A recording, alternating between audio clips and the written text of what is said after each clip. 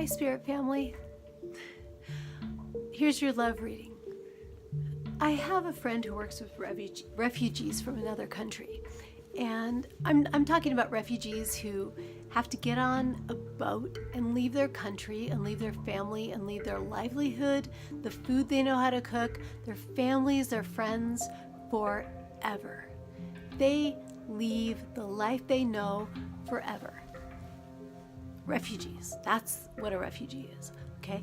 They leave everything. And this friend, she's a therapist for these refugees. And do you know what they come to her and talk about? They talk about love. They come to her and they talk about who loves who doesn't love who, why doesn't he love me, why doesn't she love me, all that stuff. People who have lost literally everything a human values in life, okay? Homeland, food, family, loved ones, possessions. All they care about is love. It's a real thing. I mean, that song, all we need is love. Do, do, do, do, do. That's a thing. So I've decided to do a general reading about the topic of love. The centerpiece of my inspiration is my little Valentine's puffball.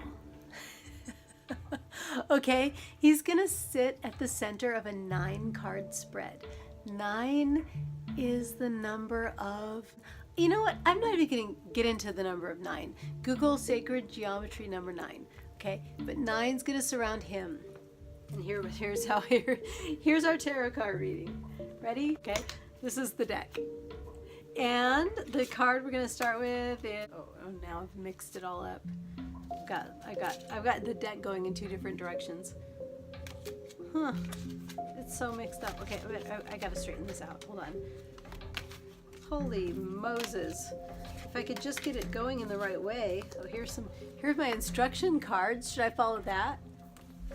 I don't know. Okay, Spirit, what do we have to say? What do we have to say about love? Love is the only thing people care about. People don't care about death. People don't care about life. People care about love. Okay, here we go. Starting it off. 7 of Pentacles. 7 of Pentacles features a woman with a ladder. She's picking the fruit from a tree. That means that she is trying very hard. In fact, everyone is trying very hard to find the juiciest, the best, the most delicious, the most nourishing fruit they can find. That's all anybody wants. They want the healthiest thing they can find. They want the juiciest thing they can find. They want the best thing they can find. But you know what sometimes you find in the tree?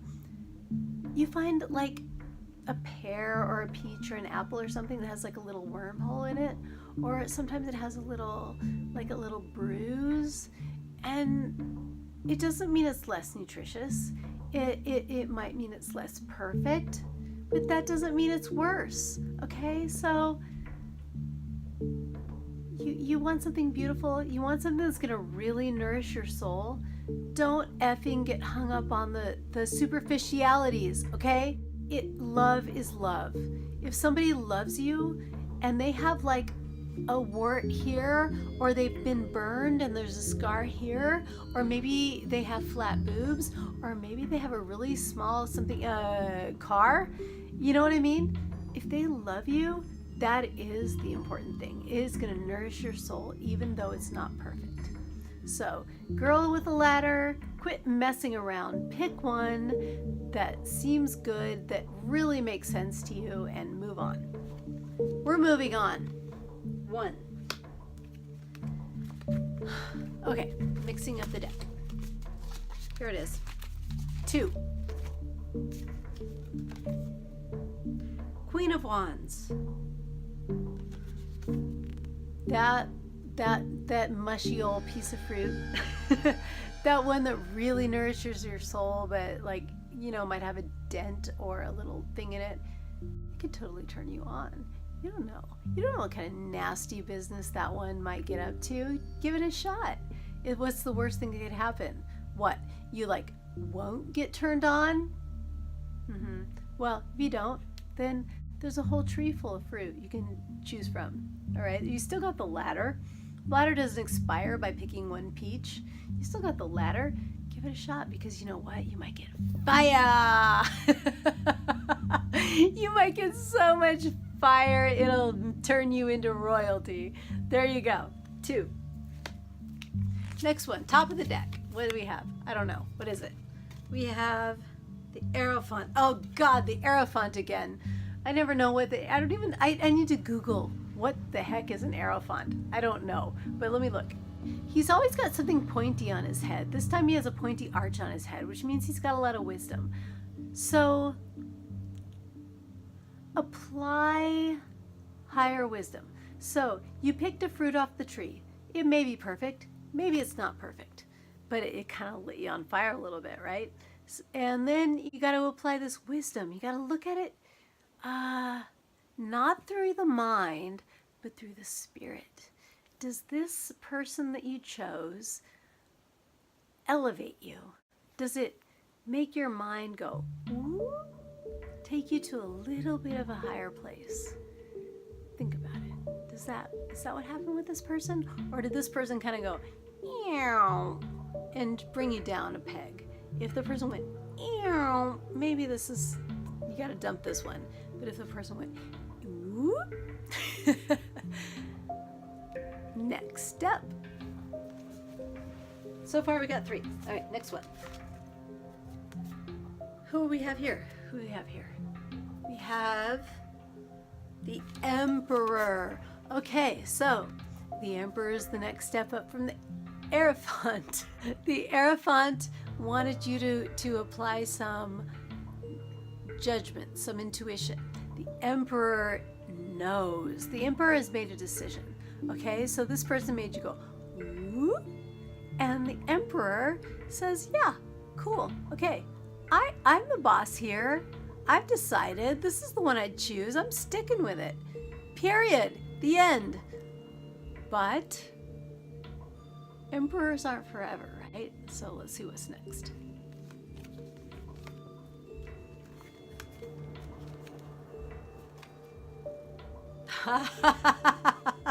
So you know what's after the emperor? The empress. The empress, she's not messing around. She's not concerned with her ego. The empress, it knows things. She's intuitive. She's got like planets on her side. She's got the full circle in mind. And plus she's wearing a mermaid outfit or something. She's got earth, air, fire, and water all on her side. And she's like, you know what? This person made it past the first cut. And they made it past the second cut. The first cut was, is this person cool? The second cut is the emperor. Does this person completely turn me on and make me feel like a man, like an emperor?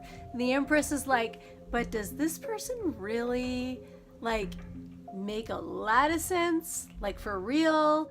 Can she sit down with the bitches and completely hold her own? And this empress isn't sure yet. So let's see what's next. Oh, the sun. Shine the full light of day on this person. You know what this means? Take this person out with your friends in full daylight, 100% sober, like not even brunch. Brunch is like freshly fucked territory.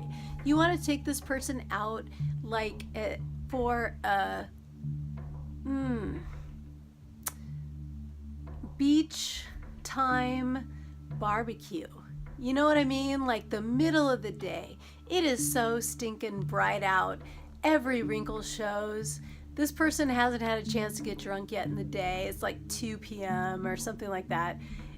And on a Thursday. No, Tuesday. All right? I mean full light of day. Full light of day. And see how this person holds up. If that person is still knocking your socks off at 2:35 p.m. on a Tuesday, Next step. Next step is, oh nice. If this person's still knocking your socks off at 2:35 p.m. on a Tuesday, see if they're still knocking your socks off 3 hours later at 5:35 p.m. on that same Tuesday, and then you're in business, right?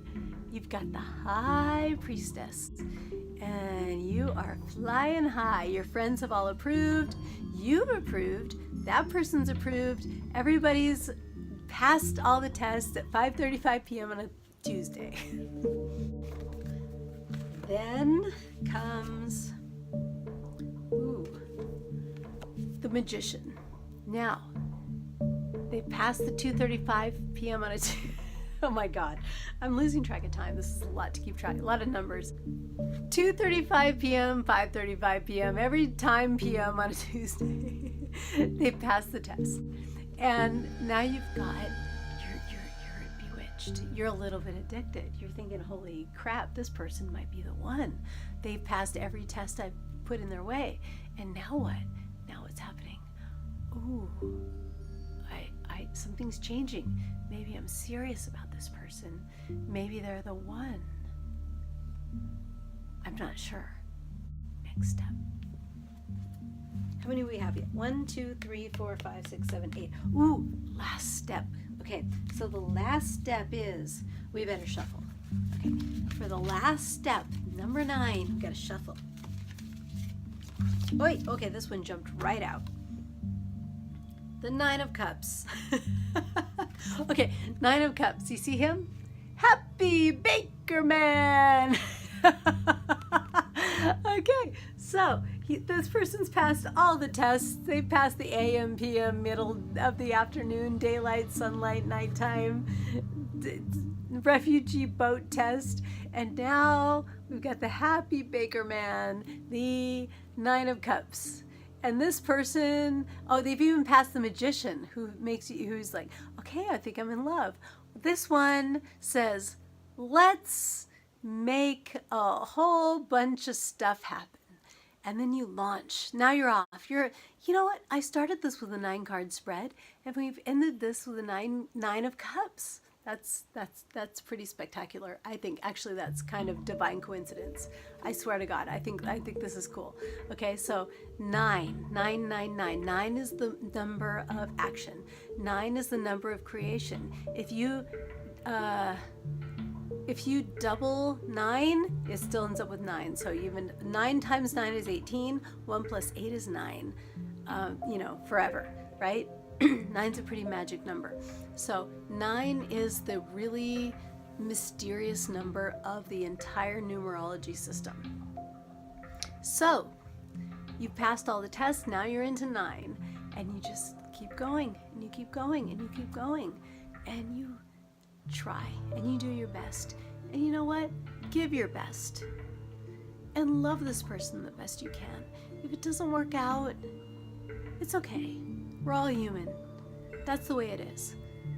But you do your best. You've made it this far, okay? So give your best, give your love. Don't put fear into it, put love into it. This person has passed 9 effing tests already, okay? They've passed 9 tests. That's a lot of tests for a refugee. So, give it a little bit of grace. Give it a little bit of love. Give it a little bit of patience. Give it your best. If you can't make it work, you move on. You say, thank you for your time. Now thank you for mine, and let's forget it. But maybe you won't. Maybe you'll say, let's keep doing this one more day. That's all there is to love. So, if you think so, or you don't think so, or maybe this made a little bit of an impression and helped you in some way, click, like and subscribe.